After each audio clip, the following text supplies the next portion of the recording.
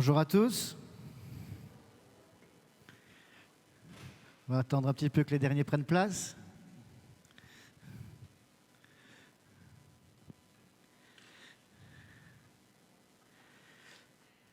Ok. Je regarde un petit peu dans la salle. Est-ce que tout le monde a mis son masque? Oui. Les distanciations de sécurité sont bien respectées? Oui. Vous avez bien désinfecté les mains avant de rentrer? J'ai l'impression que je suis tout seul, là, ici. Ok. Donc vous voyez ici, on doit respecter plusieurs règles de sécurité parce qu'on est quelque part en guerre contre un virus, le virus du Covid. Et on doit finalement respecter certaines règles pour éviter toute contamination au virus. Mais nous, chrétiens, nous devons aussi faire attention à ne pas être contaminés par un autre virus. Le virus du tentateur, le virus de la tentation. Et ici, j'ai feuilleté le Conseil de sécurité universelle de Jésus. Et il nous donne quelques règles aussi pour éviter de tomber dans les mains de ce vilain virus. Alors, comme pour le Covid, il faut se revêtir d'un masque. Et pour éviter aussi le tentateur et la tentation, le péché, la parole de Dieu nous demande aussi de nous revêtir. Nous trouvons ça dans Éphésiens 6, 11 à 18. Revêtez-vous de toutes les armes de Dieu afin de pouvoir tenir ferme contre les ruses du diable. Car nous n'avons pas à lutter contre la chair et le sang, mais contre les dominations, contre les autorités, contre les princes de ce monde de ténèbres, contre l'esprit méchant dans les lieux des célestes. C'est pourquoi, prenez toutes les armes de Dieu afin de pouvoir résister dans les mauvais jours et tenir ferme après avoir tout surmonté. Tenez donc ferme. Ayez à vos reins la vérité pour ceinture. Revêtez la cuirasse de la justice. Mettez pour chaussure à vos pieds le zèle que donne l'évangile de paix. Prenez par-dessus tout cela le bouclier de la foi avec lequel vous pourrez éteindre tous les traits enflammés du malin. Prenez aussi le casque du salut et l'épée de l'esprit qui est la parole de Dieu. Faites en tout temps par l'esprit toutes sortes de prières et de supplications. Veillez à cela avec une entière persévérance et priez pour tous les saints. Donc vous voyez, c'est un peu comparable. On doit se protéger aussi via des vêtements. Et ici, nous parlons de vêtements spirituels, bien entendu. Mais il y a aussi une distanciation sociale à respecter. Et même dans la parole de Dieu, nous pouvons voir qu'il peut y avoir une distanciation sociale, une distanciation de sécurité que Dieu met. Et nous pouvons voir ça notamment dans Job. Donc on va lire le passage qui se trouve dans 1 Job 8 à 10. Alors l'Éternel demanda à l'accusateur, « As-tu remarqué mon serviteur Job? Il n'y a personne comme lui sur la terre. C'est un homme intègre et droit, un homme qui craint Dieu et qui évite de faire le mal. » L'accusateur lui répondit, « Est-ce vraiment pour rien que Job craint Dieu? N'as-tu pas élevé comme une rempart de protection autour de lui, autour de sa maison, autour de ses biens? » Vous voyez, ici aussi, il y a une certaine rempart de sécurité qu'il faut avoir. Maintenant, cette rempart, on voit que Dieu la donne parce que Job est un homme droit et intègre, mais qu'il évite aussi de faire du mal. Ensuite, nous avons le gel désinfectant qui vient séparer le microbe de nos mains. Et dans la parole, on nous demande aussi de nous, justement, nous sanctifier. Dans Jean 17, 19, oui. Et je me sanctifie moi-même par eux, afin qu'eux aussi soient sanctifiés par la vérité. Malheureusement, vous pouvez voir que comme dans le Covid, même si nous faisons attention de bien porter le masque, d'avoir la distanciation sociale, de bien désinfecter les mains, mais malgré tout, il y a des personnes qui sont contaminées. Mais pas de souci, contrairement au Covid, j'ai le vaccin. Dans la parole, on nous dit quoi? Si nous confessons nos péchés, il est fidèle et juste pour nous les pardonner et pour nous purifier de toute iniquité. Donc vous voyez, on a le vaccin. Si jamais nous tombons dans le péché, si jamais nous nous laissons abuser par le tentateur, Dieu nous a donné sa parole. Dieu nous a donné son Fils à la croix afin que nous soyons sauvés, afin que toute iniquité nous soit enlevée. Donc voilà, moi ici vraiment l'encouragement que je voulais vous donner, c'est pour la vie de tous les jours. C'est de méditer cette parole. Parce que dans cette parole, il y a toutes les règles, toutes les astuces, toutes les choses qui font que nous pouvons rester fermes devant le diable, fermes devant la tentation. Donc voilà.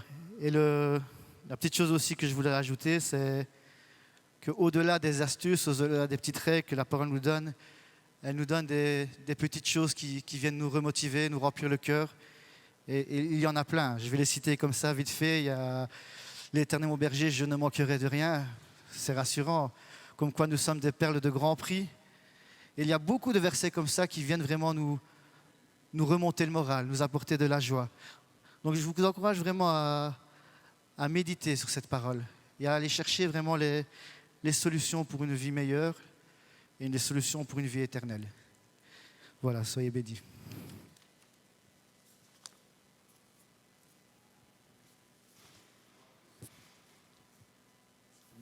Pas de micro. Ah, voilà. Bonjour à tous. Je vous invite à vous lever pour chanter ce chant. La force est pour celui qui se confie en l'Éternel. Si tu as le cœur affligé, si tu es découragé, la force est pour celui qui se confie en l'Éternel. Amen. Amen.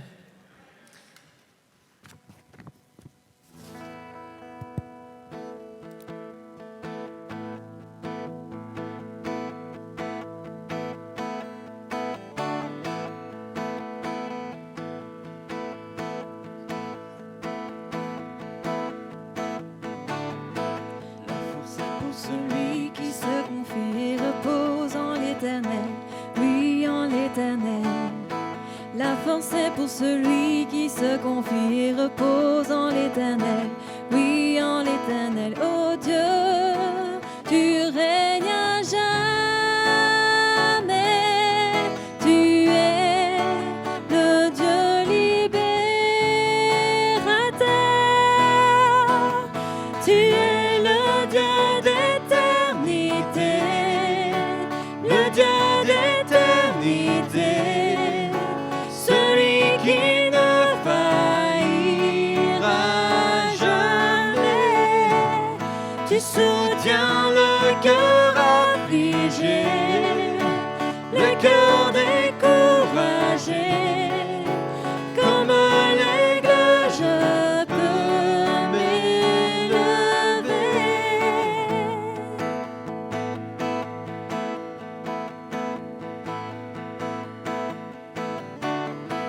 La force est pour celui qui se confie et repose en l'Éternel, oui en l'Éternel. La force est pour celui qui se confie et repose en l'Éternel, oui en l'Éternel. Oh Dieu, tu règnes à jamais,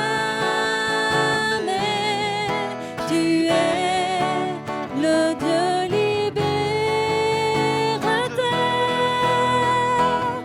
tu es le Dieu d'éternité, le Dieu d'éternité, celui qui ne faillira jamais.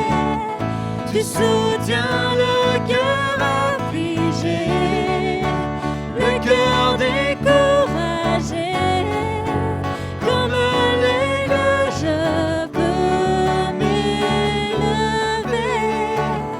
Tu es le Dieu d'éternité, le Dieu d'éternité, celui qui ne faillira jamais. Tu soutiens le cœur affligé, le cœur découragé. Comme l'aigle, je peux m'élever.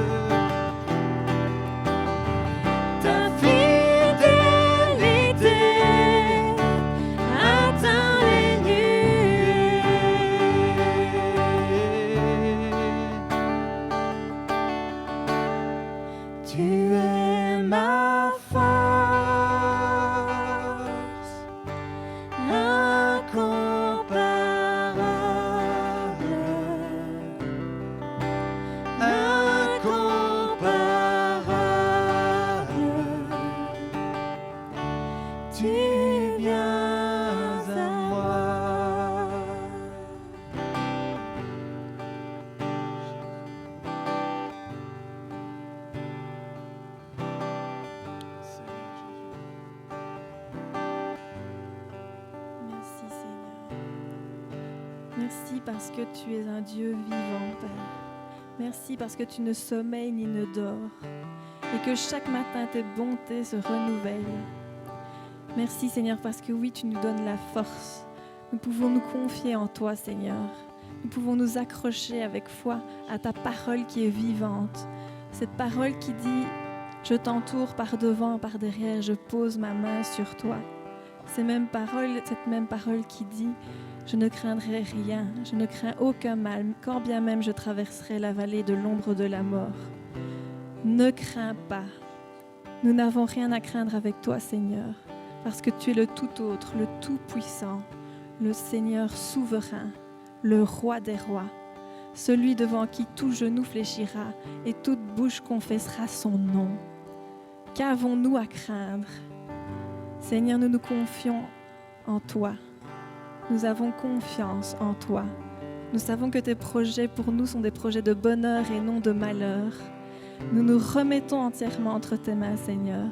Nous fléchissons le genou parce que nous voulons que tu règnes dans nos cœurs, dans nos vies, dans nos pensées, dans nos couples, dans nos familles, dans notre communauté. Viens régner sur ce pays entier, Seigneur. Oh Seigneur, nous nous réjouissons et nous avons hâte. Nous attendons ton retour, Seigneur.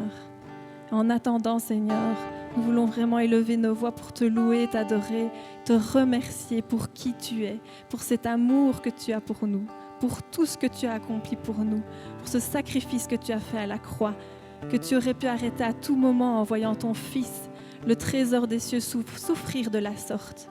Mais non, Seigneur, tu as gardé le silence, tu as retenu ta colère, parce que tu savais que c'était le prix à payer pour racheter nos vies du péché. Gloire à ton nom, Seigneur Dieu. Merci pour qui tu es. À qui d'autre irions-nous qu'à toi, Père?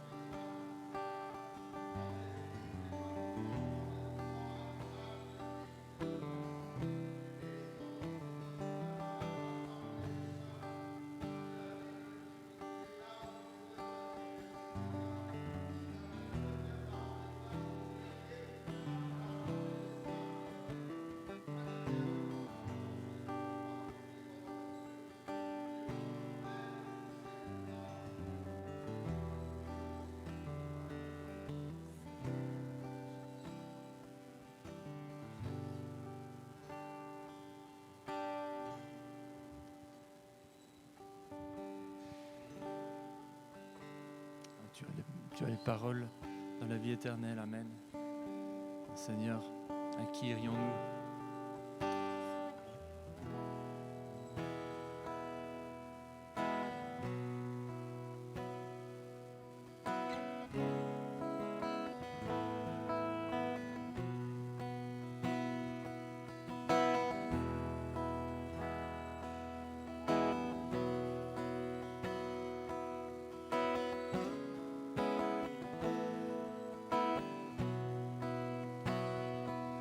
Seigneur, à quel autre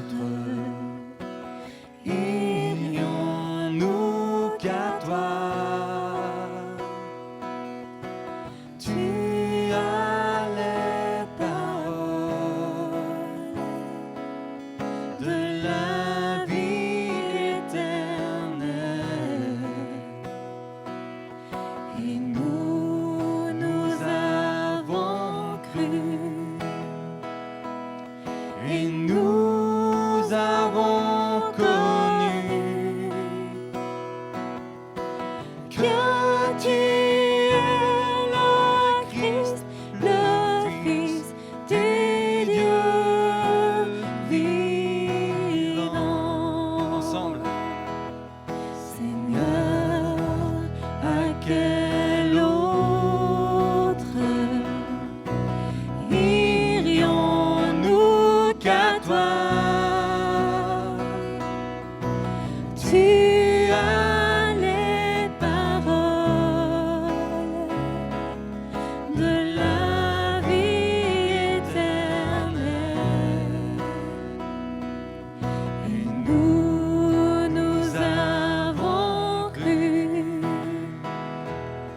et nous avons connu que tu es le Christ, le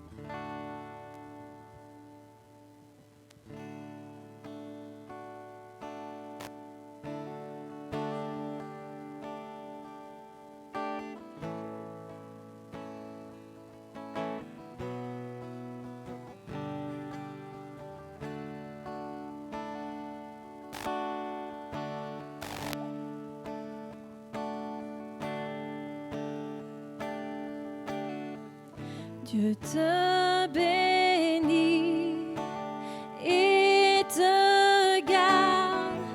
Il rayonne sur toi, il t'accorde sa grâce. Ton Dieu se tourne vers toi et te donne sa paix. Dieu te bénit et te garde. Il rayonne sur toi, il t'accorde sa grâce. Ton Dieu se tourne vers toi et te donne sa paix.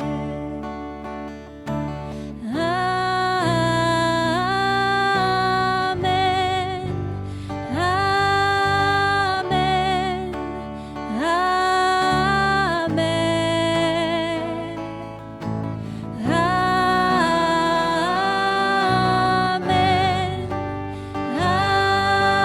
amen, amen. Dieu te bénit et te garde. Il rayonne sur toi, il t'accorde sa grâce. Ton Dieu se tourne vers toi et te donne sa paix.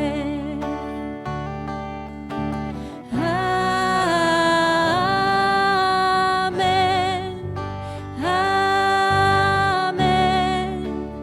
amen,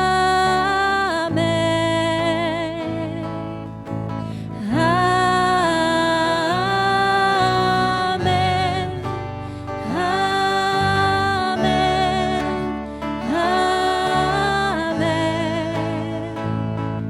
Que sa faveur reste sur toi pour plus de 1000 générations, sur ta famille et tes enfants et les enfants de leurs enfants. Que sa faveur reste sur toi pour plus de 1000 générations, sur ta famille et tes enfants et les enfants de leurs enfants. Que sa faveur reste sur toi pour plus de 1000 générations, sur ta famille et tes enfants et les enfants de leurs enfants. Que sa présence t'environne, là avec toi, à tes côtés, qu'elle t'inonde et t'entoure. Il est pour toi, il est pour toi, dès le matin jusqu'au coucher, à chaque pas, veillant sur toi,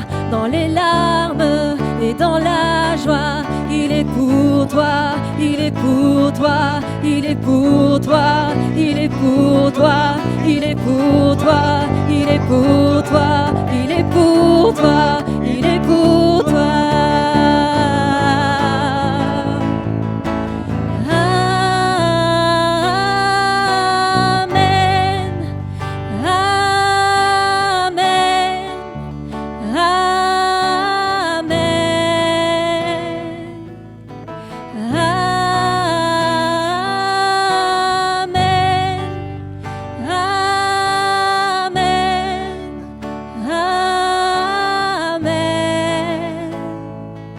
Que sa faveur reste sur toi pour plus de 1000 générations, sur ta famille et tes enfants et les enfants de leurs enfants. Que sa présence t'environne, là avec toi, à tes côtés, qu'elle t'inonde et t'entoure. Il est pour toi, il est pour toi, dès le matin jusqu'au coucher, à chaque pas, veillant sur toi, dans les larmes et dans la joie. Il est pour toi, il est pour toi, il est pour toi, il est pour toi, il est pour toi, il est pour toi, il est pour toi, il est pour toi.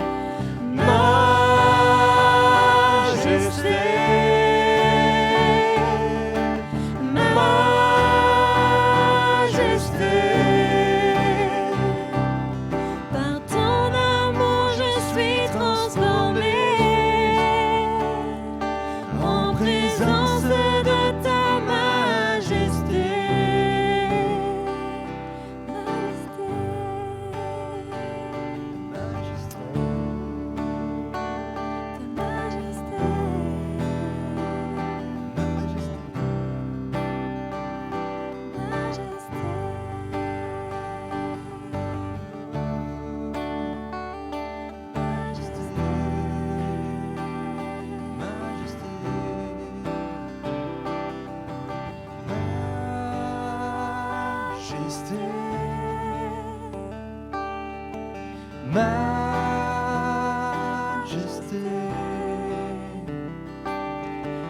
Grâce m'a pris tel que je suis, sans valeur, mais pour toi, perle de prix.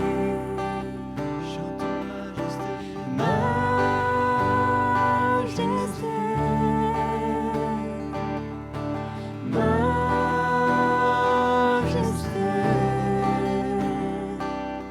par ton amour je suis transformé,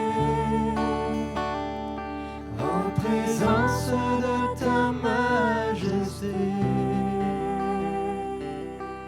Alléluia, merci Seigneur. Majesté, on va se lever, si vous voulez bien, devant celui qui est majestueux. Un instant, fermez les yeux et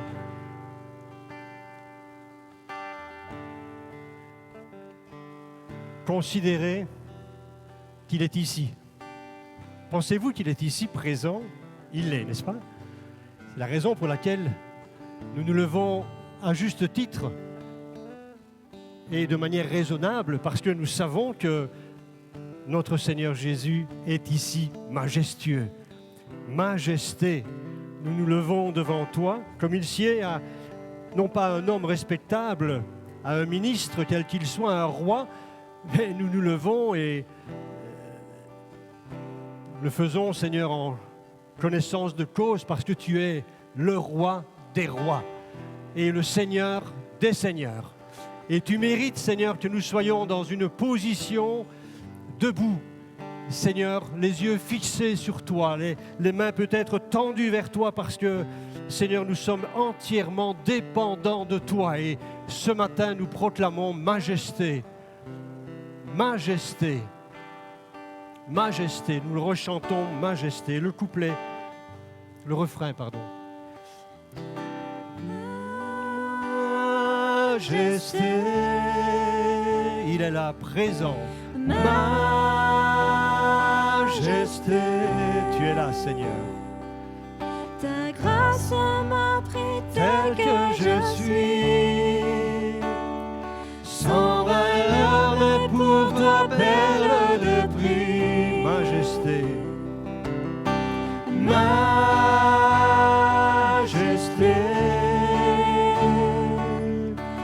majesté,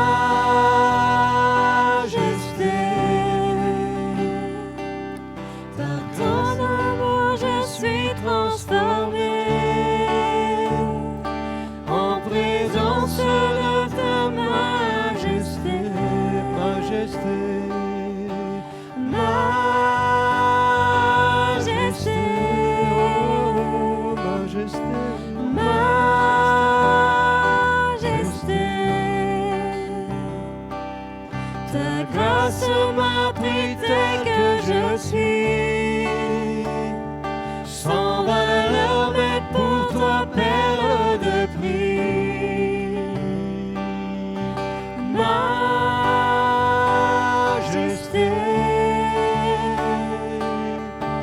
majesté,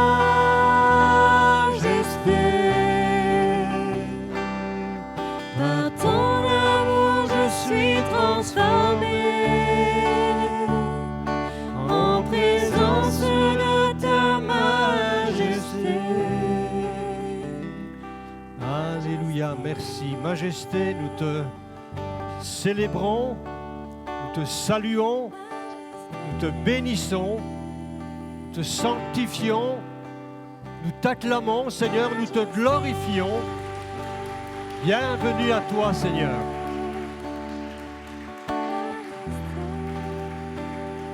Voilà, amen. Bienvenue à toi, Seigneur, au milieu de ton peuple, au milieu de ceux qui t'aiment, qui sont tes enfants. Que le Seigneur soit béni. Que le Seigneur soit béni. Merci. Merci à chacun qui participe à la construction de ce culte. Merci au groupe de louanges. Soyez bénis ce matin dans la présence de celui qui est majestueux.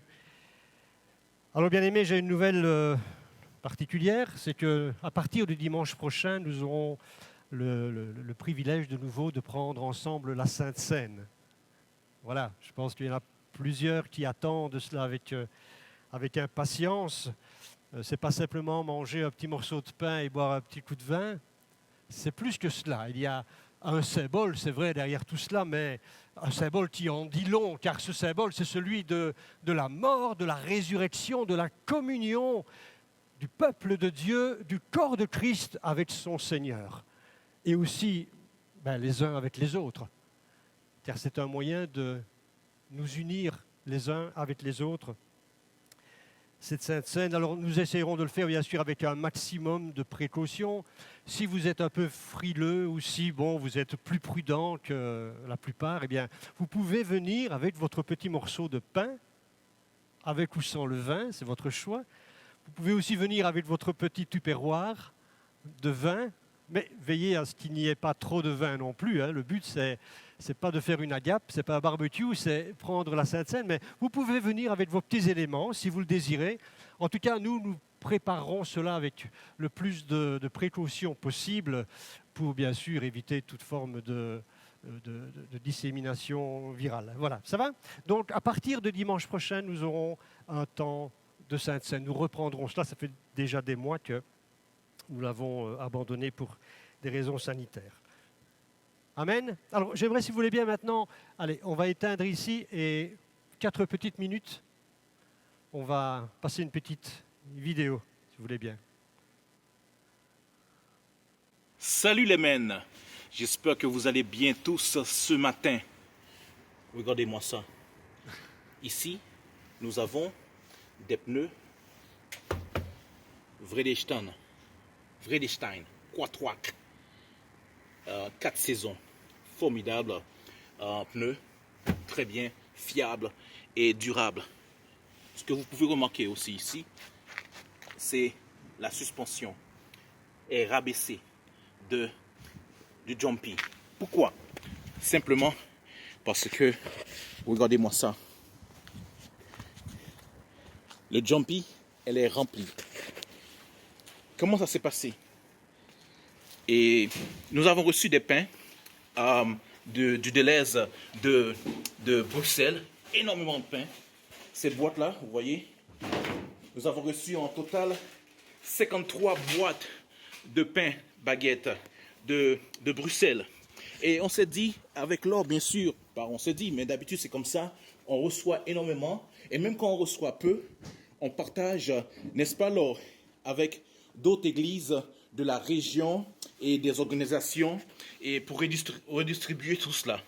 Et là, on s'est dit, voilà, on a pris rendez-vous avec l'église de Serenhout, l'église évangélique protestante de Serenhout, avec le pasteur Jean Rouly.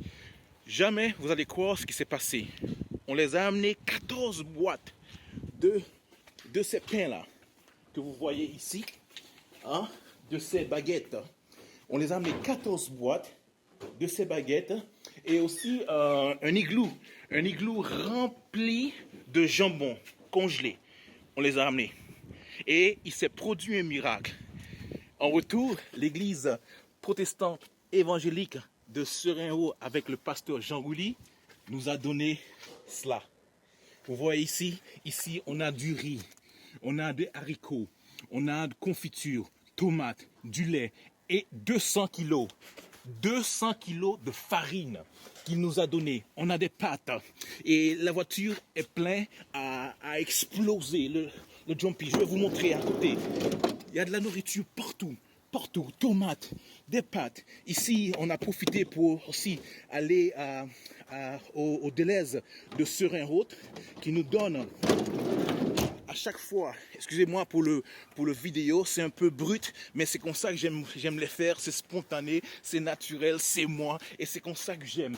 Ici, on voit clairement, Deleuze nous a donné, et chaque samedi, le Deleuze de Serenhout et le Deleuze de Amé nous donnent énormément de nourriture. Vous voyez ici, il y a de la salade, il y a beaucoup de fruits, il y a aussi de la viande. Il y a énormément de trucs qu'on nous donne, qu'on nous distribue. Tout simplement parce que on a apporté, on a reçu gratuitement, et gratuitement, on partage avec les autres, et la multiplication s'est produite ici. Cette vidéo, tout simplement, c'est pour vous dire on a besoin de vous. L'Église Pleine Vie est à la recherche de 3 hommes courageux, braves. Nous sommes à la recherche, nous recrutons 3 bénévoles. Hommes, les hommes, you're the men. We are looking for you. We need you. Donc, je vous demande vraiment de venir nous aider. Nous avons besoin de l'aide, nous avons besoin de coups de main. Amen.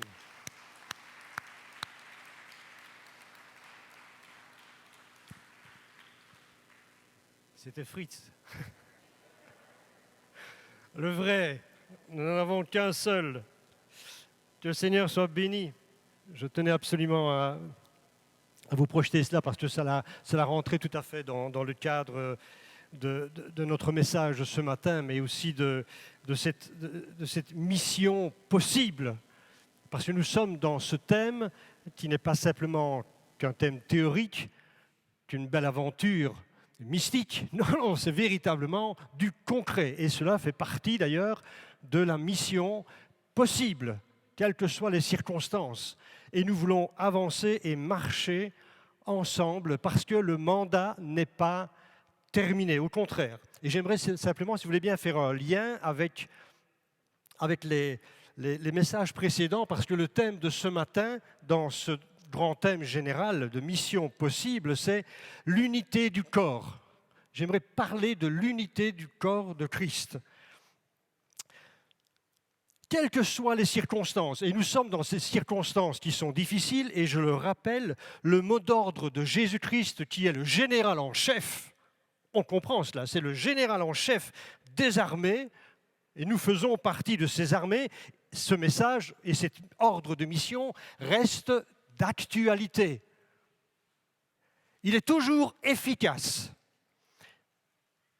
Et le mot d'ordre, c'est « étendez le royaume de Dieu » par tous les moyens possibles et imaginables. Et merci de nous avoir rappelé ce matin un des moyens qui est mis à notre disposition pour étendre le royaume de Dieu, en faisant bien sûr des disciples, entre autres. Mais c'est ce qui est cher au cœur de Dieu, l'expansion du royaume de Dieu.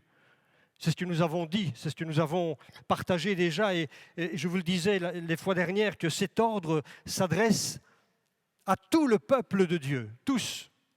La mission n'était pas simplement destinée aux disciples, aux futurs apôtres, mais à tous ceux qui sont passionnés pour Jésus. Je vous ai parlé de la passion du Christ, pas de celle qu'il a soufferte seulement, mais de notre passion à nous envers lui, de notre attachement à lui.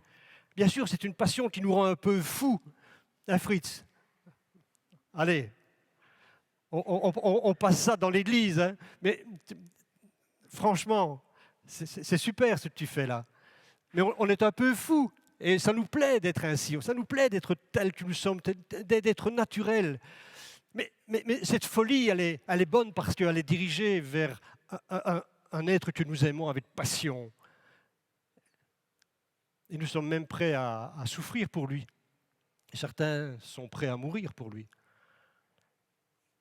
Et cet ordre bien-aimé qui s'adresse à tout le peuple, eh bien, nous l'avons vu au travers de ce texte. Vous vous souvenez de Matthieu 28, 19, 20 ?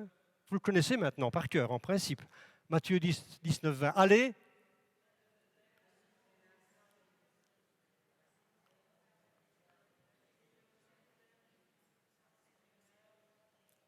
C'est bien, vous. Allez, faites de toutes les nations des disciples, les baptisant au nom du Père, du Fils et du Saint-Esprit, puis les enseignant à observer tout ce que le Seigneur Jésus a annoncé, enseigné, pratiqué. C'est cela, mais la parole de Dieu nous dit que lorsque Jésus a prononcé ces paroles, la première mission qu'ils ont remplie, et c'est celle-là qui est la plus importante, c'est l'adoration. Je vous parlais de cela la fois dernière. C'est notre première mission, c'est d'adorer.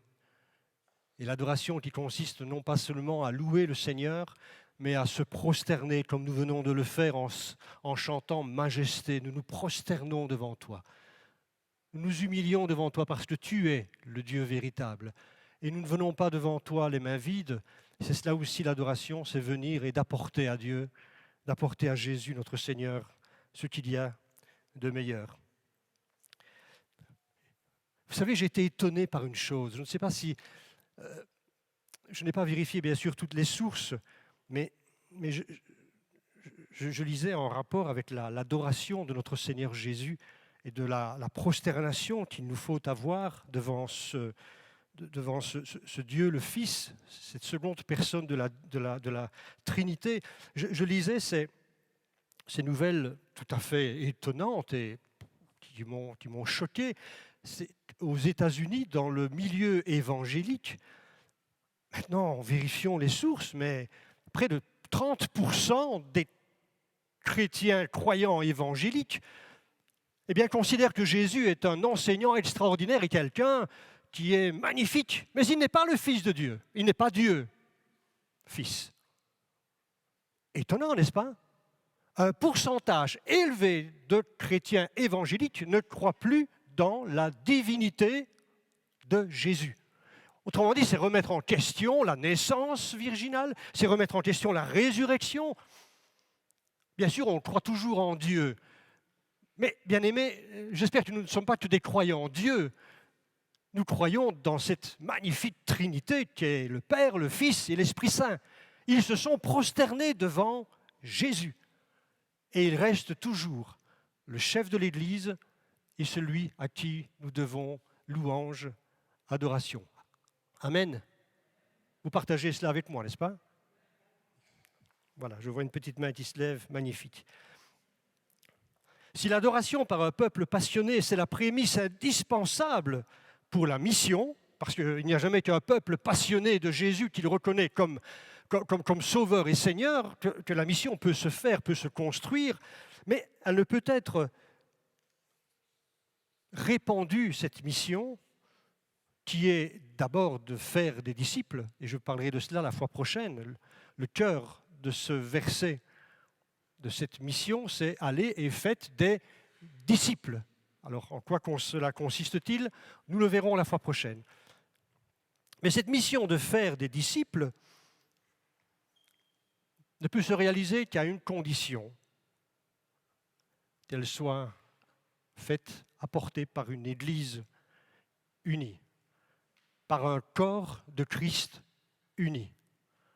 Et c'est la raison pour laquelle j'aimerais vous parler ce matin. Cela fait partie du message de la mission, parce que, écoutez-moi, au risque même d'être provoquant, il n'y a pas de discipulat possible sans l'Église et hors de l'Église. Le discipulat se fait à l'intérieur du corps de Christ, dans l'Église, et pardonnez-moi, dans l'Église locale. Parce que c'est là, dans l'Église locale, que le baptême, qui est l'immersion, le plongeon dans l'eau et qui nous introduit dans le corps de Christ, et c'est aussi au sein de l'Église, du corps de Christ, que l'enseignement de Jésus est apporté, et c'est un enseignement qui concerne sa parole. Enseignez-leur à observer tout ce que je vous ai dit. Et Jésus a parlé de l'Église. Et la parole de Dieu qui est inspirée de lui par l'Esprit Saint, est une parole qui nous parle de l'Église. Donc, en dehors de l'Église, il n'y a pas de discipulat possible. Vous me suivez toujours?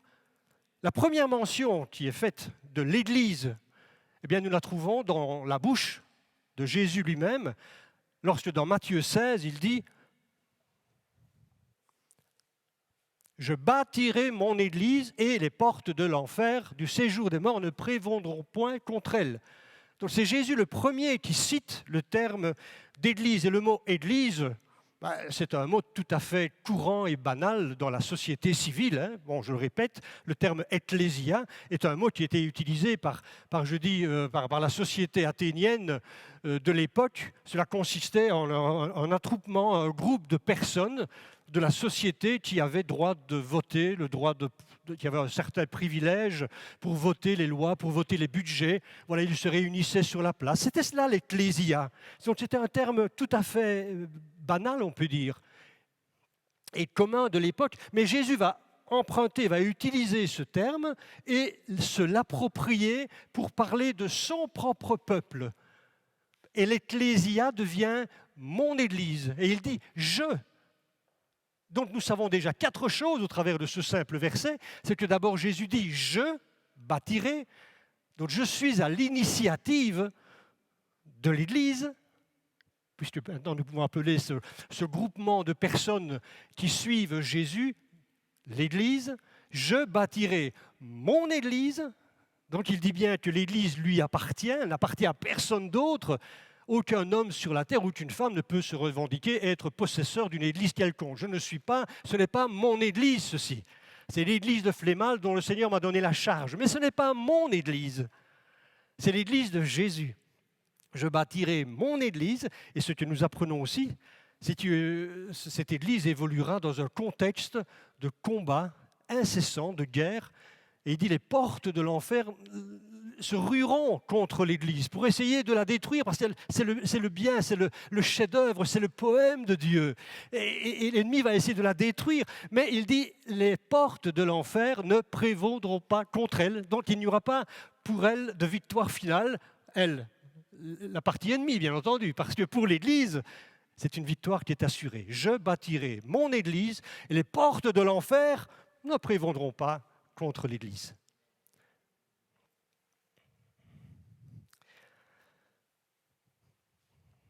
L'Église est dans le cœur du Père. Dieu aime l'Église. Et quand je parle d'Église, je parle de peuple. Vous savez, malheureusement, dans le contexte actuel, encore davantage, il y a beaucoup d'individualisme dans l'Église. Et de plus en plus, le christianisme devient un christianisme individuel, individualiste. Alors que dans le cœur de Dieu, dans la pensée de Dieu, il est toujours question de peuple. Il parle de peuple, il parle de nation, il parle d'assemblée, il parle d'église, il parle d'un groupe de personnes dans le cœur de Dieu. Si vous lisez bien la parole de Dieu, la plupart du temps, il est question d'un peuple, tant dans l'Ancien Testament où il est question d'Israël, que dans le Nouveau Testament il est question d'Église, et pardonnez-moi, je peux regrouper tout cela dans le terme Église, parce que l'Église, c'est quoi? Eh bien, c'est le regroupement de tous ceux qui sont croyants en Dieu et par Jésus-Christ pour ceux de la Nouvelle Alliance. Et nous faisons partie d'une même famille. Et lorsqu'il nous faut parler, il nous faut envisager le développement de l'Église, ce n'est pas en termes individuels seulement, mais essentiellement en termes de peuple. Et même dans nos messages, dans nos prédications, dans nos manières de parler, d'enseigner, de vivre, nous devons davantage vivre et parler en termes de peuple. Vous, au contraire, dira Pierre, vous êtes une nation sainte, un peuple à part, un peuple élu, un groupe de sacrificateurs. Et il utilise tous des termes qui font référence à l'Israël ancienne, à des termes qui font référence au peuple de Dieu, Israël, mais il s'accapare ces mots et il les place dans le contexte de la Nouvelle Alliance. Et il dit, vous maintenant, vous les croyants, vous les chrétiens, vous les suiveurs de Christ, vous êtes une nation maintenant à part. Vous êtes un peuple à part, vous êtes un royaume de prêtres à part.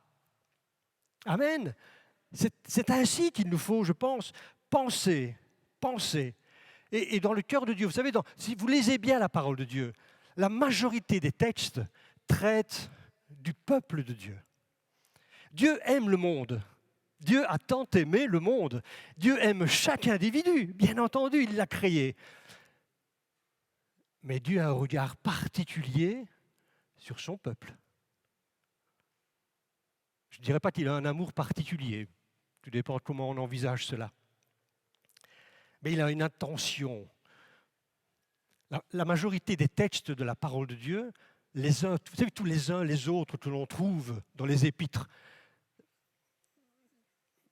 elles s'adressent à l'Église, elles s'adressent au peuple de Dieu.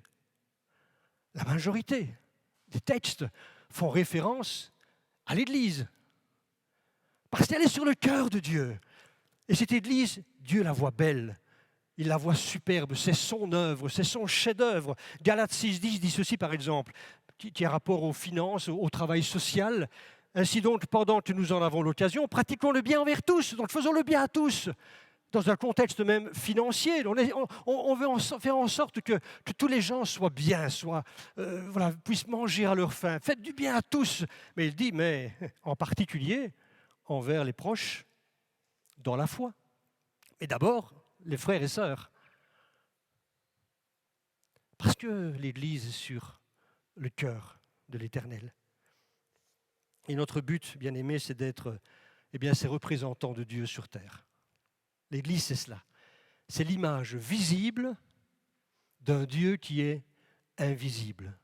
Et ce Dieu invisible est rendu visible par et au travers de l'Église. L'importance du corps de Christ.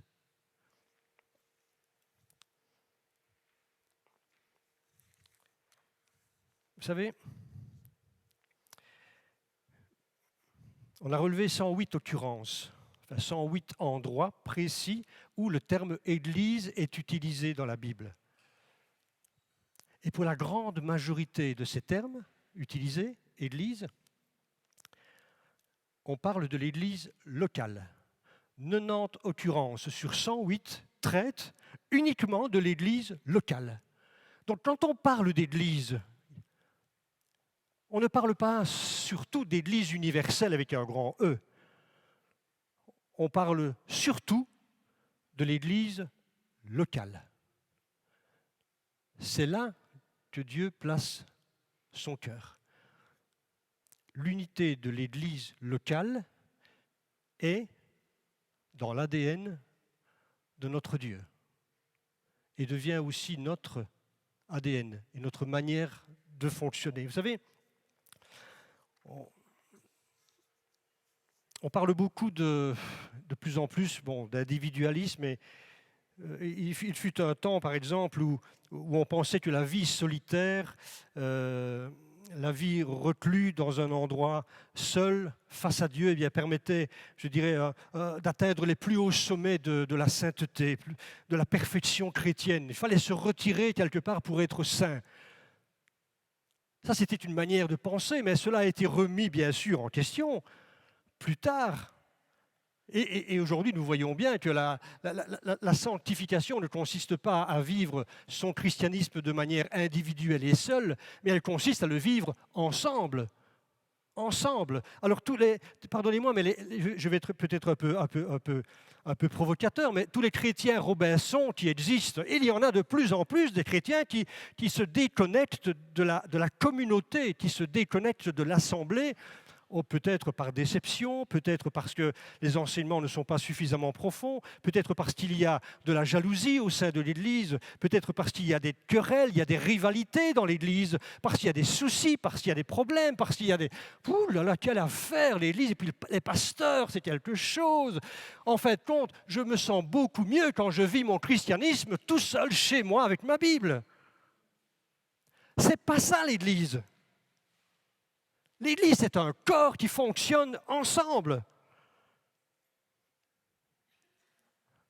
Même si Jésus dit « je suis votre pasteur », il est quand même toujours important pour une brebis d'avoir un vrai pasteur. Pas seulement le pasteur Jésus, mais le pasteur aussi Victor. Pardonnez-moi, je ne parle pas de moi ici. Mais c'est important de poser la question, qui est ton pasteur? Qui est ton berger? Qui est ton responsable? Qui suis-tu? Quel est le groupe que tu suis? Moi, je n'ai pas de pasteur, moi, je n'ai que Jésus. Pardonnez-moi, mais ce n'est pas ce que la parole de Dieu nous enseigne. La Bible parle au moins 90 fois sur 108 de la communauté de l'Église locale. Et c'est la raison pour laquelle les écrivains, et pas seulement l'apôtre Paul, mais les autres auteurs, rappelleront à la communauté ces termes. N'abandonnons pas notre assemblée. Vous connaissez, n'est-ce pas, cette expression? N'abandonnons pas notre assemblée comme certains en ont la coutume, mais encourageons-nous mutuellement. Alors, ce n'est pas simplement, n'abandonnez pas cette église locale-ci, ce n'est pas cela. N'abandonnez pas la communion fraternelle, c'est cela le terme église. N'abandonnez pas la communion des saints, la vie communautaire. N'abandonnez pas cela pour vivre seul votre foi.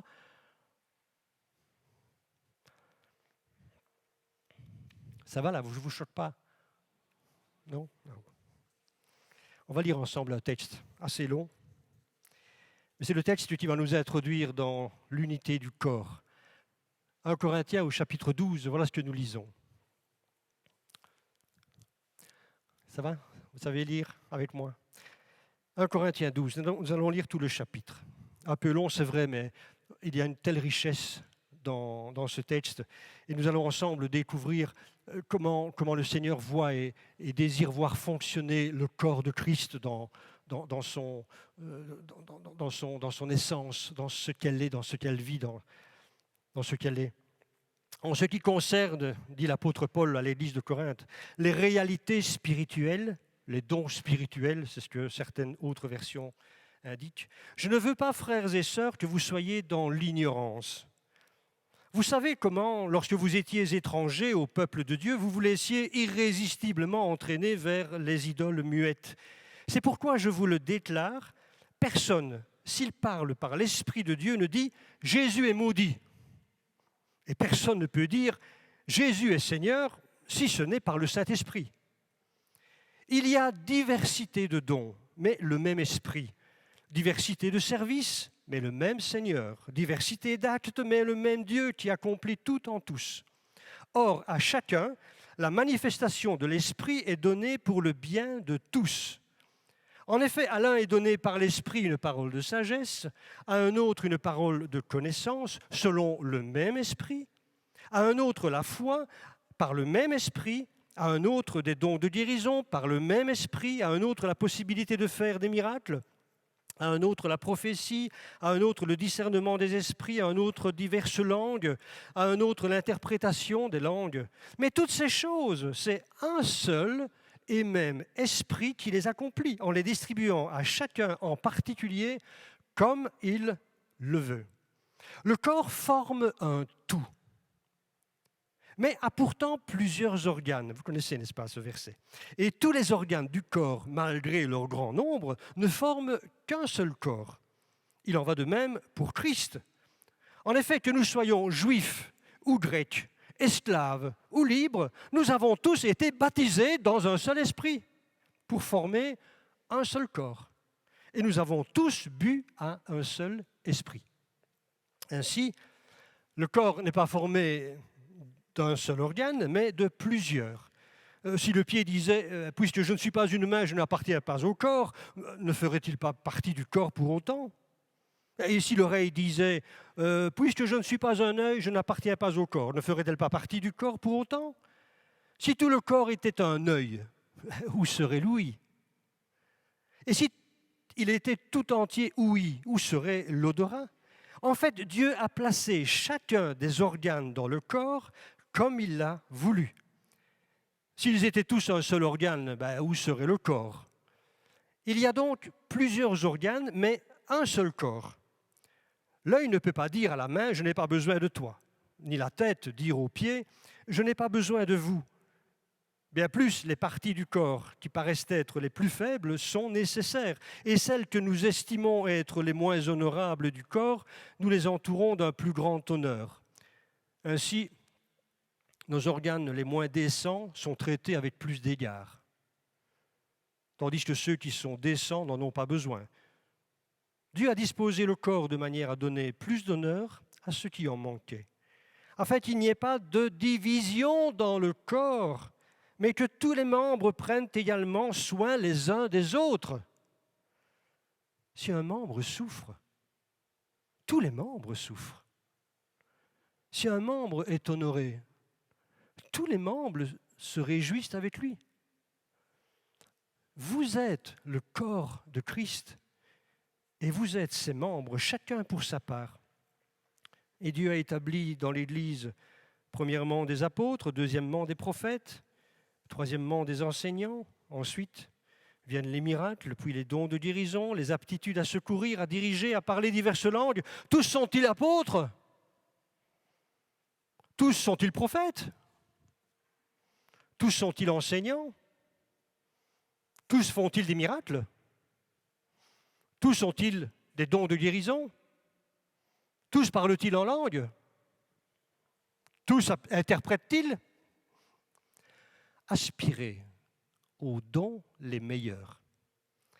Et je vais encore vous montrer une voie par excellence.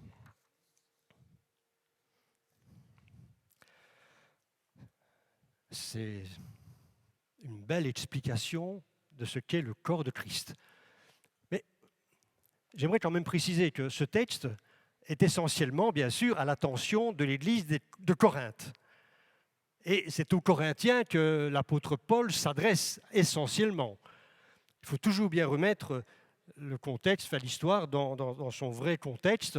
Cela ne veut pas dire que nous n'avons pas à nous inquiéter de ce que ces paroles nous disent. Non, non, au contraire, nous devons les prendre, bien sûr, mais remettre cela dans son contexte. Et quel est ce contexte? Eh bien, il y a des émissaires, 3, qui viennent trouver Paul parce qu'il y a des soucis importants dans cette église. Je vous disais tout à l'heure que l'église, ce n'est pas un endroit parfait, hein, loin de là. Il y a des tas de problèmes dans une église. Hein. Et les problèmes ont commencé le jour où je suis arrivé. C'est bizarre. Hein. Ce que je pourrais dire à quelqu'un, vous savez, parfois, bon, je l'ai dit une fois dans ma vie, mais c'était un peu trop. Hein. On est venu me trouver me disant, écoute frère, voilà, dans l'église, il y a ceci, il y a ça, il y a ça, il y a des problèmes partout, là. Des conflits, des micmacs. Vous avez une liste comme ça, une liste, un catalogue de tous les problèmes qu'il pouvait y avoir dans l'église. Et j'ai dit, puis j'ai regardé la personne, je lui ai dit, écoute, je suis vraiment, vraiment désolé, je suis vraiment étonné, mais avant que tu n'arrives, il n'y avait pas tous ces problèmes. Je pense qu'elle a compris quelque chose. Les problèmes arrivent aussi parce que nous sommes là. Et l'apôtre Paul n'était pas naïf au point de considérer que voilà, dans l'Église, il n'y avait pas de problème. Non, il a écrit aux Philippiens tel problème, il a écrit aux Romains, il a écrit aux Galates, il a écrit aux Colossiens, il a écrit ici aux Corinthiens, parce qu'il y a des problèmes dans l'Église. Et un des problèmes ici qui règne, c'est le désordre relationnel. Vous voyez, il y a des problèmes parce que les gens servent certainement avec leur cœur, mais il y a du désordre, et particulièrement dans les dons spirituels. Et je dirais même plus dans les dons spirituels qui concernent les langues. Les dons des langues, les dons de prophétie, les dons d'interprétation, ça allait dans tous les sens. Et c'est la raison pour laquelle il fallait qu'au chapitre 14, l'apôtre Paul mette un peu d'ordre dans ce domaine bien précis. Et là, il fait un catalogue, et c'est très intéressant d'étudier ce chapitre 14. Mais revenons-en au chapitre 12, parce que l'apôtre Paul va se saisir justement de ces excès, et les excès étaient tels que les chrétiens qui étaient jeunes dans la foi, il faut se dire que c'est une jeune église à Corinthe, hein. L'apôtre Paul est à Rome, il est là depuis quelques mois seulement, et il reçoit toutes les informations des émissaires qui parlent de l'Église. Il y a ça, il y a l'inceste, il y a des gens qui volent le fisc, il y a des tas de trucs, et puis il y a les dons spirituels. Et il est normal que l'apôtre Paul très vite réagisse et écrit, leur écrit. Mais il va prendre cette occasion des dons spirituels pour parler de l'unité du corps et de la manière de vivre les relations les uns avec les autres.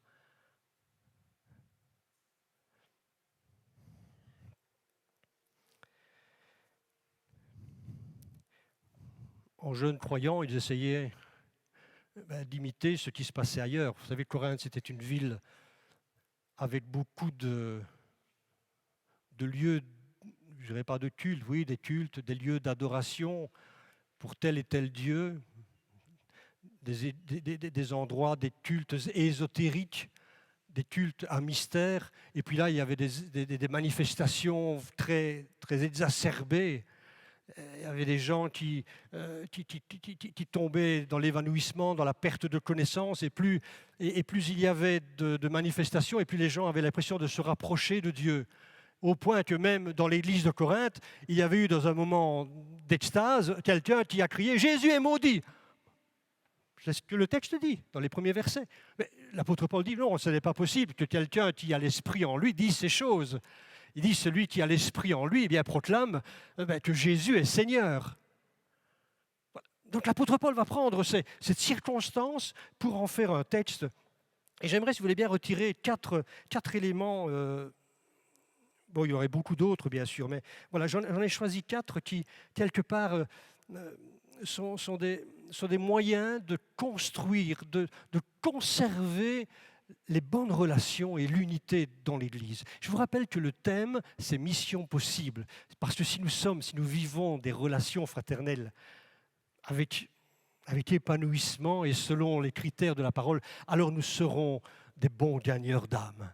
Amen. Nous pourrons faire de bons disciples parce que nous aurons nous-mêmes appris à bien vivre la vie de disciples. Le premier élément, bien aimé, que j'aimerais mettre en évidence par rapport à ce texte, c'est qu'il y a en toile de fond l'interaction dans la Trinité.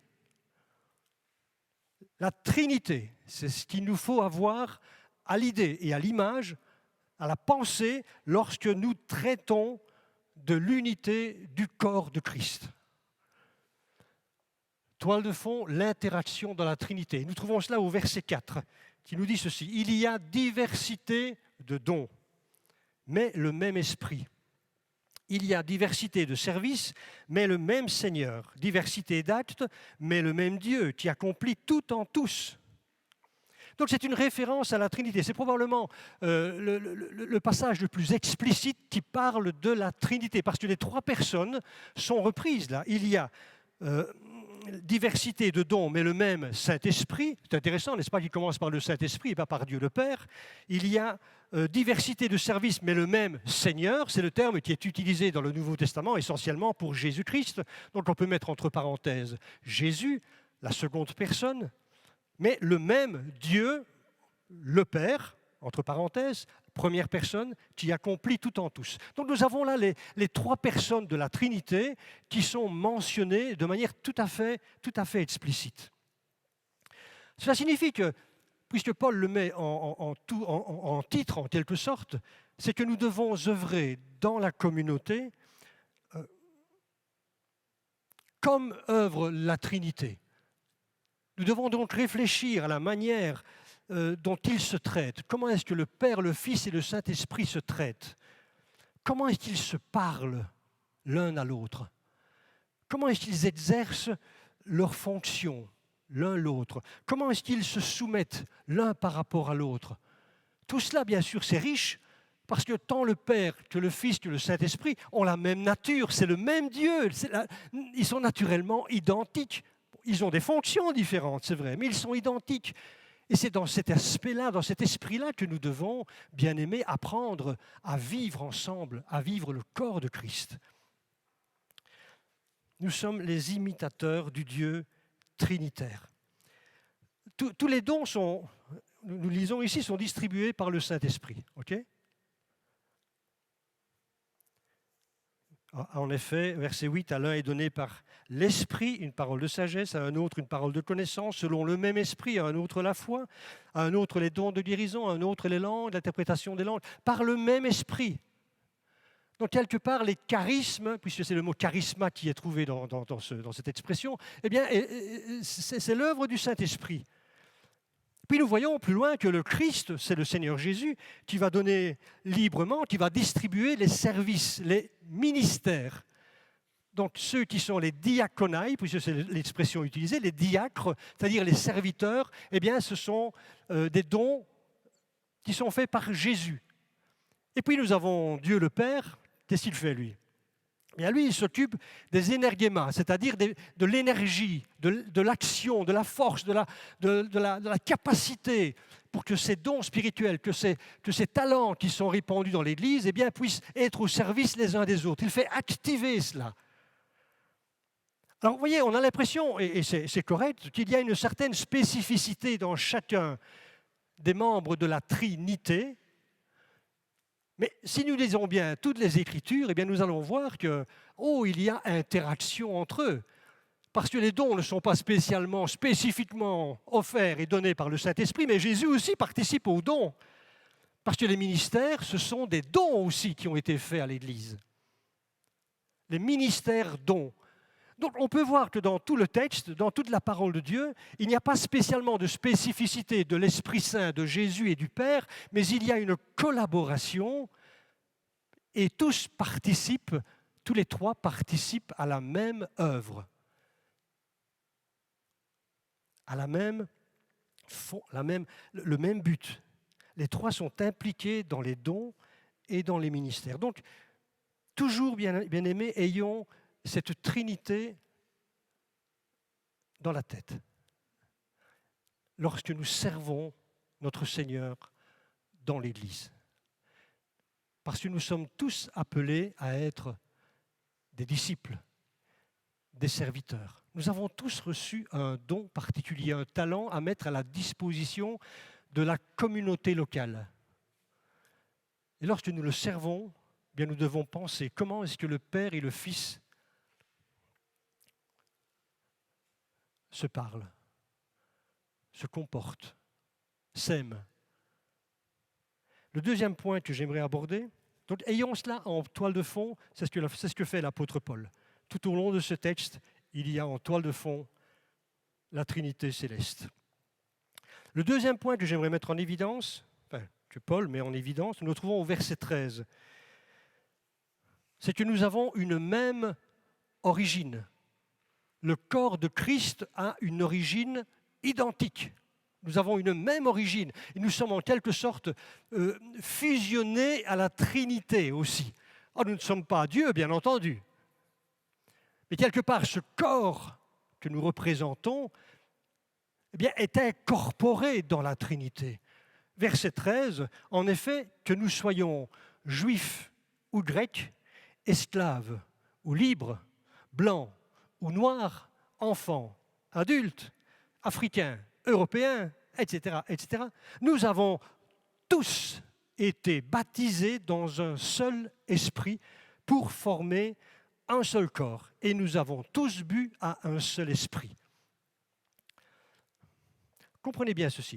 Vous savez, dans cet épître, et dans cet exemple qui est donné au chapitre 12, Christ n'est pas la tête de l'Église. Si vous lisez bien,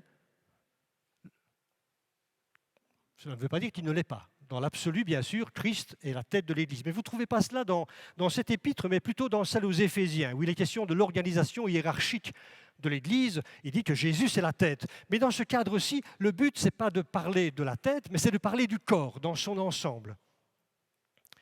Et il dit, pour ce corps, eh bien, nous avons tous été baptisés dans un même esprit. Donc par notre foi qui est commune en Jésus-Christ, eh bien, nous avons été baptisés. Ça veut dire, non, on ne parle pas du baptême d'eau ici, hein, mais on parle du terme, nous avons été plongés, immergés. Nous avons été enfouis en quelque sorte dans la personne même du Saint-Esprit. Tous ensemble.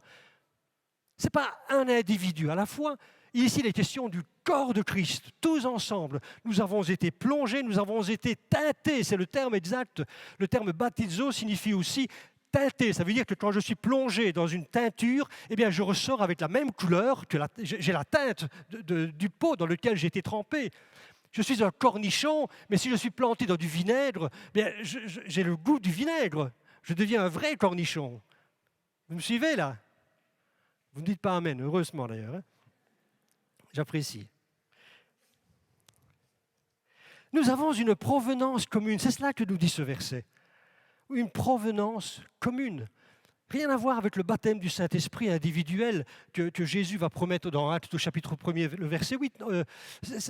C'est différent ici. Il n'est pas question d'un individu qui est rempli du Saint-Esprit, mais il est question d'un corps qui est plongé dans la personne divine.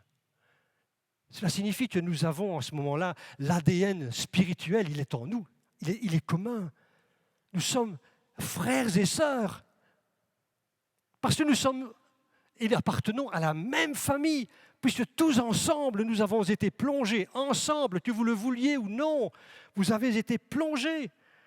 Et en plus, nous avons tous bu à la même mamelle.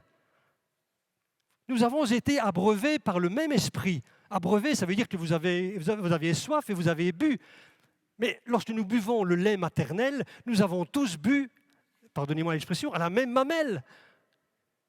Nous avons tous été abreuvés par le même esprit. Vous voyez, j'insiste sur le mot « même » parce que nous formons un corps. Et c'est un corps qui vivra ensemble au siècle des siècles. Votre famille est importante sur la terre, mais votre famille spirituelle, bien-aimée, vous allez la traîner avec vous jusqu'à la fin des temps. Vous avez intérêt à l'aimer, hein, cette famille. Vous avez intérêt à l'apprécier. C'est la raison pour laquelle l'apôtre Paul dit qu'il n'y ait pas de division parmi vous. Il n'y a pas de raison qu'il y ait de division puisque vous appartenez tous au même corps. Vous avez été formés de la même manière. 1 Corinthiens chapitre 3, un peu plus tôt, il dira « J'entends qu'il y a des divisions parmi vous. L'un dit « Moi je suis de Paul, et moi je suis d'Apollos, et moi je suis de Jésus, moi je suis de Pierre. Et vous, vous êtes de qui, vous ?» Non, nous sommes un corps. Et c'est dans ce même texte, un peu plus loin au verset 16, qu'il dira « Vous êtes le temple du Saint-Esprit. Ne savez-vous pas que vous êtes le temple du Saint-Esprit et que l'Esprit de Dieu habite en vous ?» Donc vous voyez, d'un côté, il dit « Vous avez l'Esprit, vous l'avez reçu en vous, individuellement, mais collectivement, nous avons été plongés en lui. » Ça va, vous saisissez? Il vient en nous, mais nous ensemble, nous sommes en lui, baptisés en lui.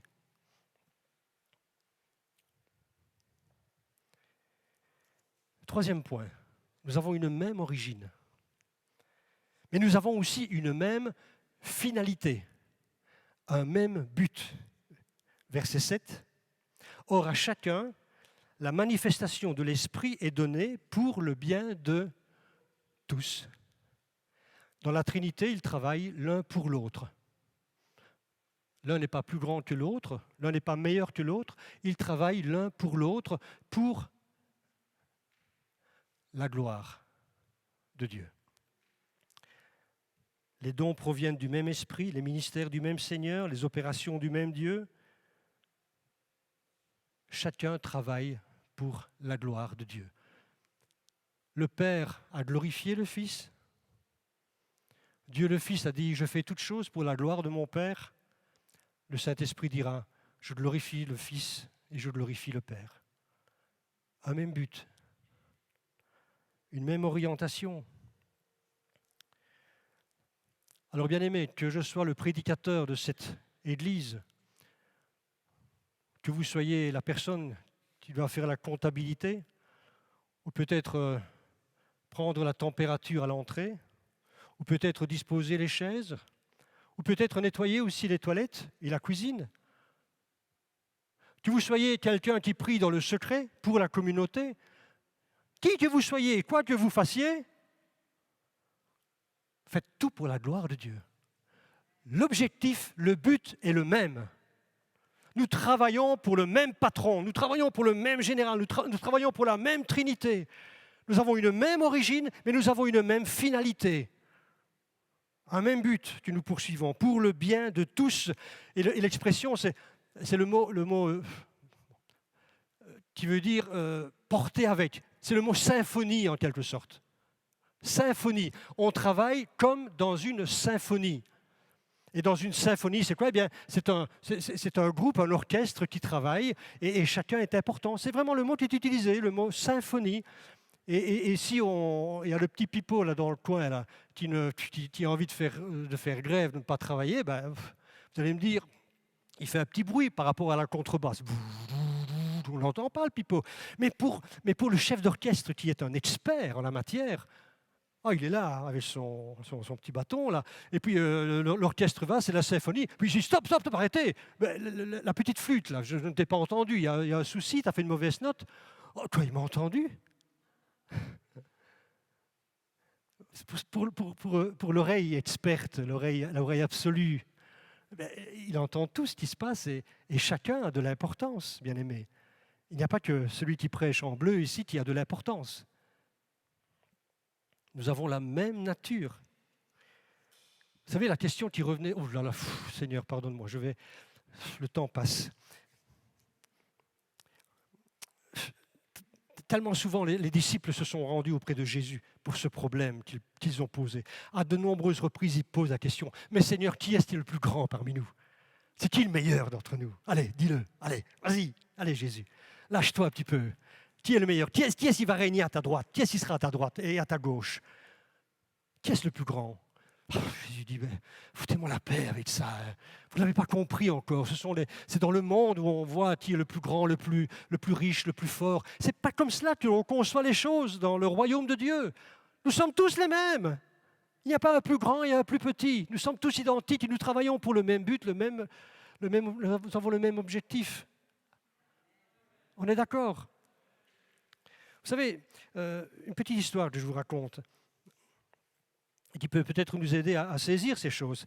Elle s'est passée aux États-Unis en 81. C'était d'ailleurs l'année de ma conversion. Je me souviens bien de cette date. Et il y avait un homme, John Hinckley Jr., qui a tiré sur le président Reagan à l'époque. Qui a dû être hospitalisé pendant quelques semaines. Mais malgré le fait que le président Reagan, le président des États-Unis, était hospitalisé, voilà, ça n'a pas eu un grand effet sur l'activité de la nation. Par contre, 5 ans plus tard, en 1986, les éboueurs de la ville de Philadelphie se sont mis en grève. Et pendant une semaine, on n'a pas ramassé les poubelles. Et il y avait une telle puanteur dans cette ville de Philadelphie, il y avait des ordures partout, des rats probablement, après une semaine. Hein. On a dit que si ça devait se répandre à l'ensemble du pays, en 3 semaines, c'est le chaos le plus absolu dans le pays. Alors, une question que l'on peut poser. Qui est le plus important, le président ou les boueurs?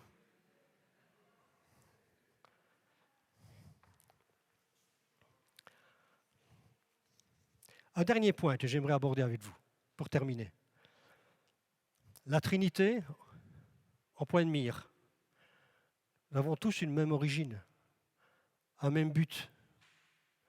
Et ce texte nous dit aussi que l'unité n'est pas uniformisée seulement, mais elle est dans la complexité. C'est une unité complexe. C'est un terme que l'on retrouve très souvent dans la parole de Dieu.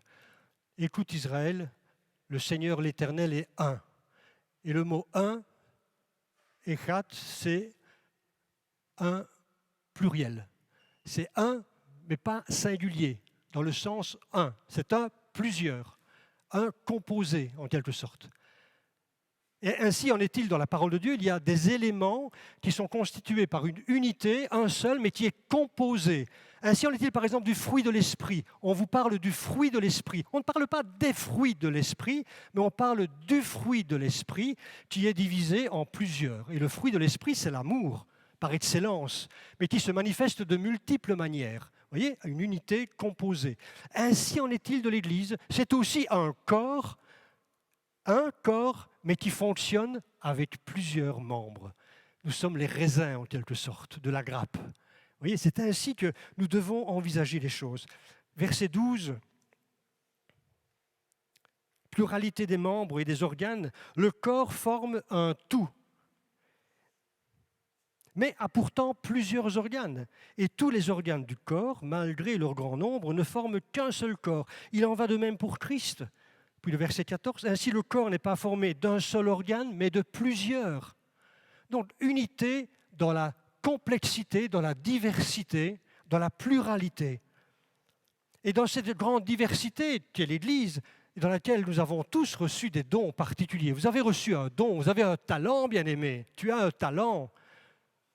Tu as un talent? Qui a un talent ici? Qui n'en a pas? Vous avez tous reçu un talent, un ou plusieurs talents, avec des fonctions différentes, c'est vrai. Alors, il y a dans le corps, puisque c'est du corps humain dont il est question ici, eh bien, certains organes, par exemple, vont contribuer à son développement. Le système digestif, par exemple. Estomac, intestin, foie, rate, etc. Tout cela va contribuer au développement du corps. Mais il y a aussi des organes qui contribuent au confort, au bien-être. Par exemple, la régulation thermique. S'il nous fallait être en hypothermie, ce n'est pas possible, ou en hyperthermie, vous vous rendez compte, de 41 de fièvre en permanence. Non, il y a des organes dans le corps qui régulent pour notre bien-être. Il y a aussi la purification du corps. Il y a des globules blancs qui travaillent à l'intérieur du corps pour nous purifier. Et puis il y en a certains même qui contribuent à notre plaisir, certains sens. Vous voyez, tout cela collabore efficacement pour le bien-être du corps. Alors certains sont visibles, certains organes sont visibles, et puis il y en a d'autres qui sont cachés, invisibles. Mais, malheureusement, la nature humaine veut que souvent on mette en évidence et on loue ceux qui sont visibles par rapport à ceux qui sont invisibles. Votre cœur est invisible, mais il est important, bien-aimé. plus que votre ongle, qui est visible, lui. Certains travaillent en permanence, certains organes continuellement travaillent, comme le cœur et les poumons.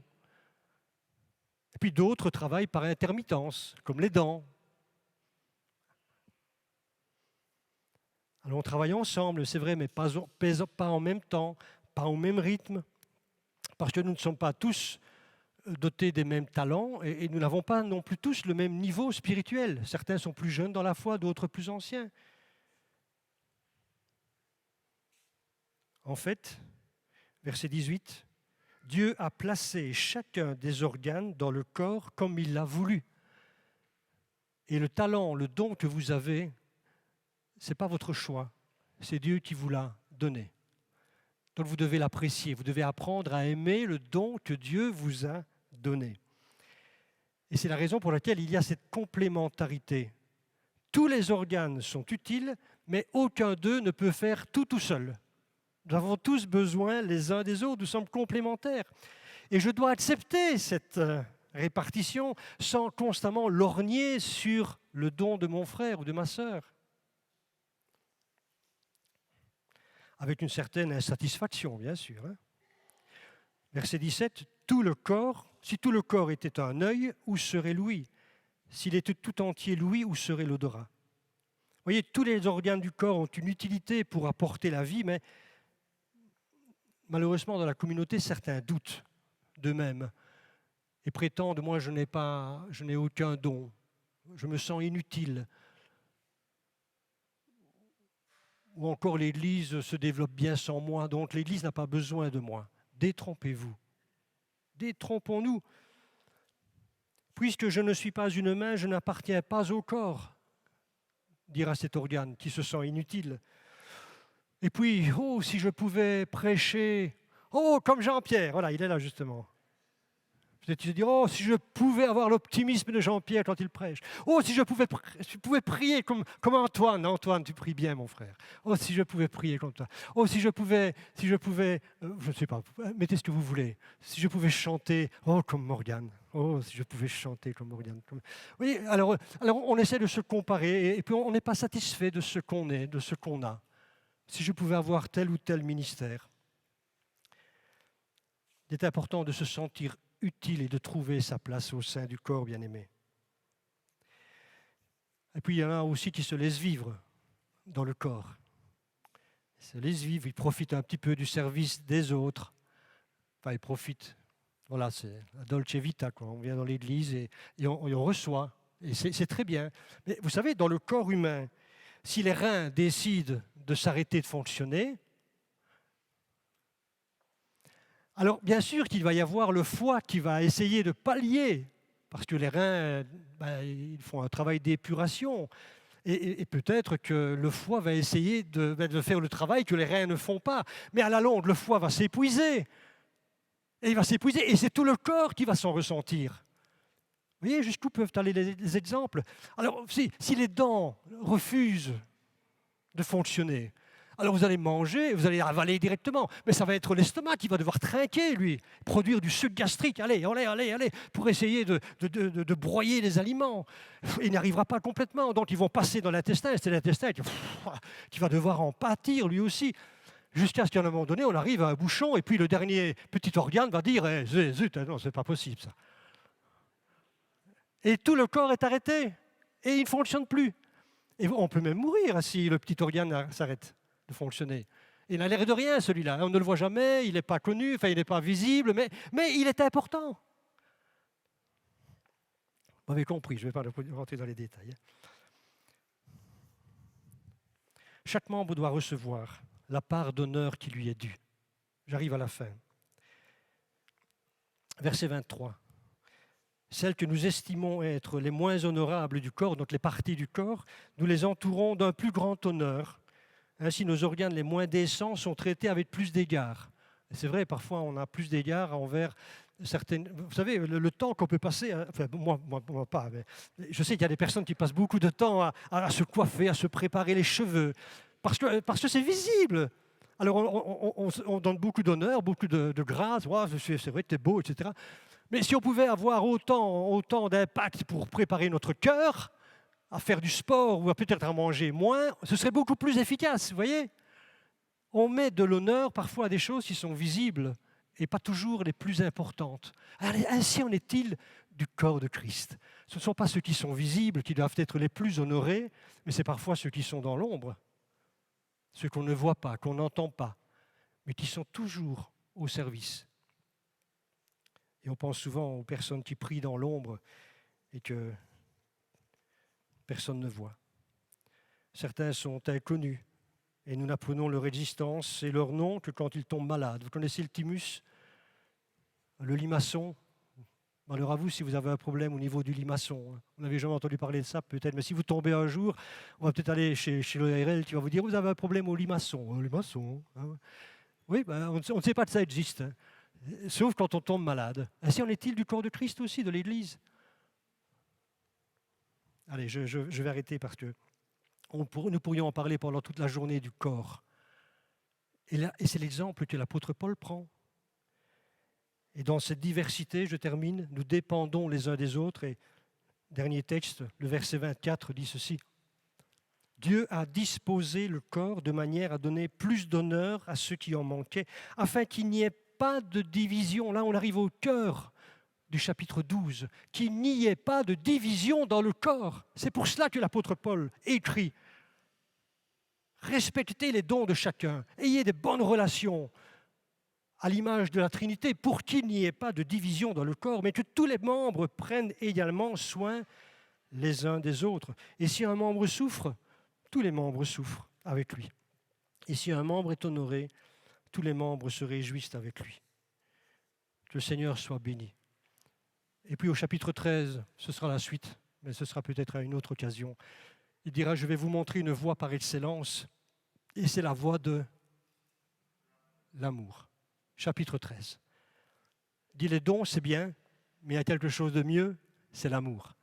Autrement dit, tous les rouages ne peuvent fonctionner que si nous avons de l'amour les uns pour les autres. Voilà, que le Seigneur soit béni. Et je termine par une anecdote. Il y avait un jour un responsable d'une église qui est allé à la rencontre d'un homme sage pour lui parler un peu de sa communauté. Il lui dit, écoute, tu sais, autrefois l'église, elle était vivante, elle était fervente, elle était unie. Les gens étaient merveilleux. Le dimanche matin, il y avait une ambiance magnifique. Et aujourd'hui, c'est plus pareil. On est beaucoup moins nombreux, les chants, c'est un peu insipide. On ne sait pas comment parler de notre foi. Et puis, on n'attire pas grand monde. Voilà. On a le sentiment d'être un petit reste et que plus personne ne s'intéresse à l'Évangile. Donc, il était vraiment dépité, ce responsable. Et puis, on pose la question à ce sage, mais comment est-ce qu'on peut s'y prendre pour renouveler tout cela? Et le sage de lui dire, écoute, il y a certainement parmi vous des perles précieuses. Il y a des perles qui sont particulièrement précieuses. Ah bon? Le responsable rentre chez lui, tout pensif.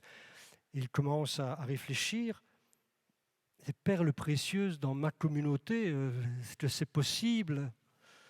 Puis le dimanche suivant, il se rend à l'église et là, il commence à regarder les gens. Et il commence à discerner des perles, à avoir des yeux qui brillent.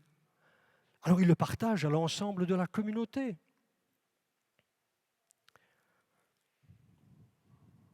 À partir de ce jour-là,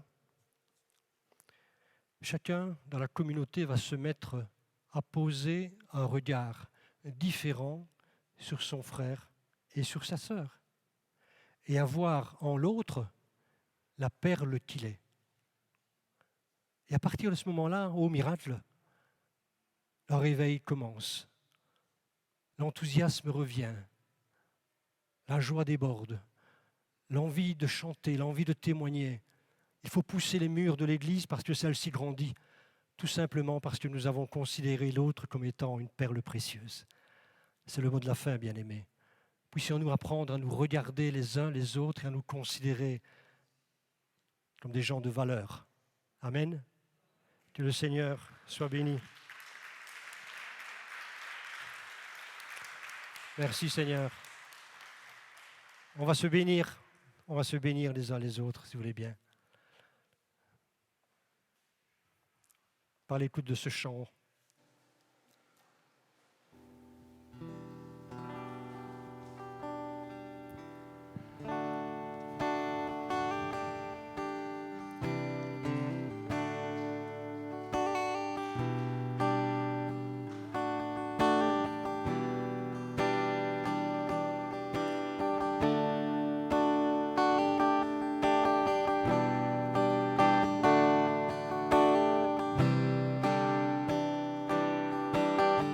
Seigneur, tu appelles le peuple que tu as choisi à combattre en ton nom, à vaincre l'ennemi,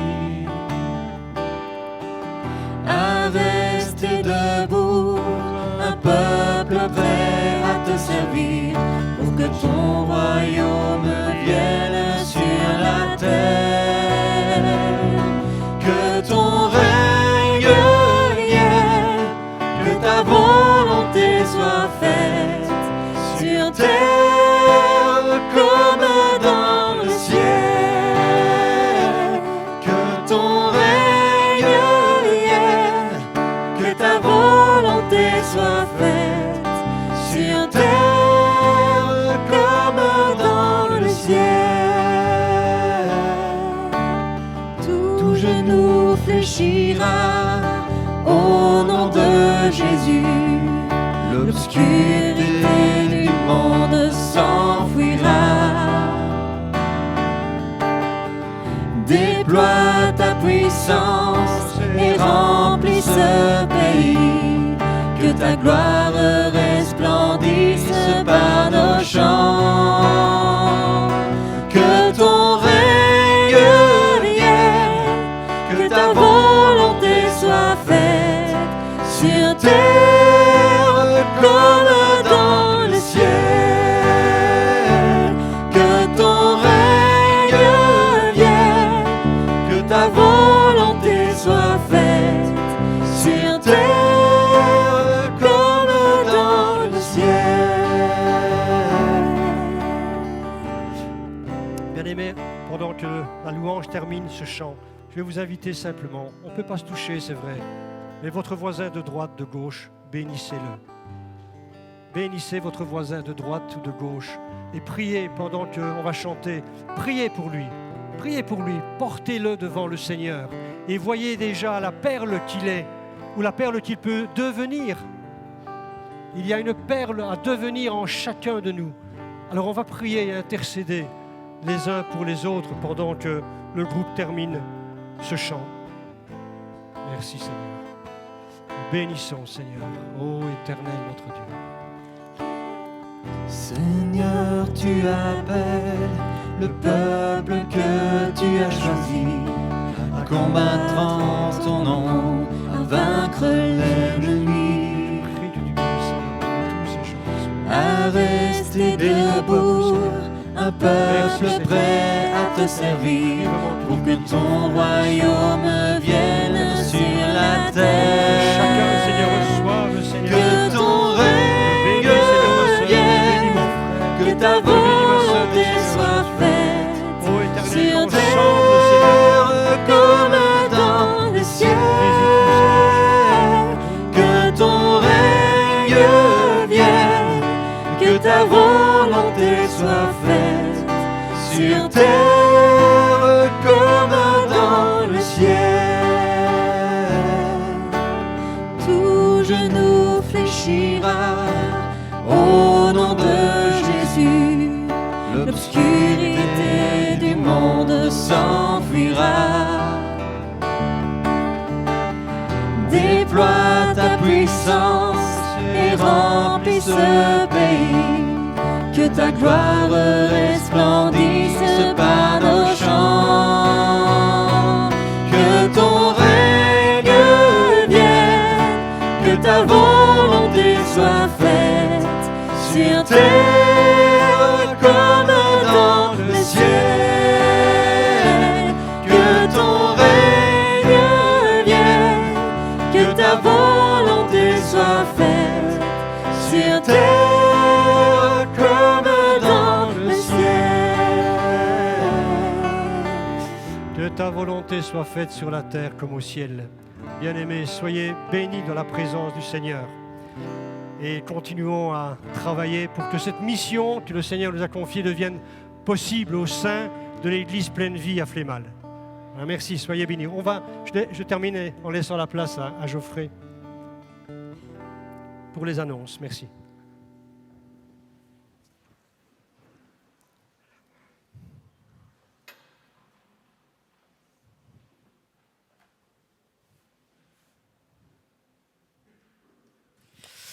Alors voilà pour les annonces. N'oubliez pas de vous inscrire pour le culte dimanche prochain. Donc c'est avant jeudi soir. Pour les personnes qui bénéficient du collier alimentaire, ça se passe toujours à Place Vaincre, à midi. Pour tout ce qui est commande de librairie, adressez-vous à Liliane. Donc la librairie fonctionne toujours, même si on n'étale pas les livres. Vous adressez à Liliane donc. Et je pense que c'est tout. Ah oui, et il y aura un culte de témoignage le 27 septembre. Donc si vous désirez témoigner, vous vous adressez à Victor. Et là, je pense que c'est tout. Non, mais pour les annonces, c'est tout. Parce que le pasteur me rappelle qu'il y a l'offrande. Donc c'est bien parce qu'on a eu une réunion de l'Assemblée et apparemment on est généreux. Donc continuons à l'être parce que le Seigneur est généreux avec nous et comme Jean-Pierre nous l'a rappelé il y a quelques dimanches d'ici, il y a un cycle. Plus nous donnons et plus nous recevons. Donc donnez beaucoup et vous recevrez beaucoup. Donc je pense que le numéro de compte doit s'afficher ici. Non? Mais vous le connaissez tous par cœur, je pense. Voilà, il est là. Donc voilà. Donc je vais juste prier pour remettre ces moments que nous venons de passer, pour remettre le retour.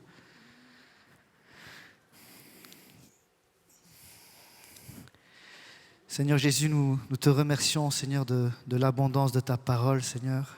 Nous te remercions, Seigneur, de nous avoir rappelé à quel point, Seigneur, il est bon de vivre dans ton corps, Seigneur, à quel point nous avons besoin les uns des autres, Seigneur.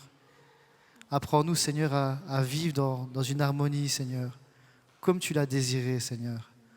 Apprends-nous à nous aimer les uns les autres, à faire table rase du passé et d'avancer, Seigneur, avec de l'amour, de la patience, Seigneur. Seigneur, bénis mes frères et mes sœurs qui sont ici, Seigneur, et viens d'épouser quelque chose dans leur cœur, Seigneur. Je te remets déjà leur semaine qui arrive, Seigneur.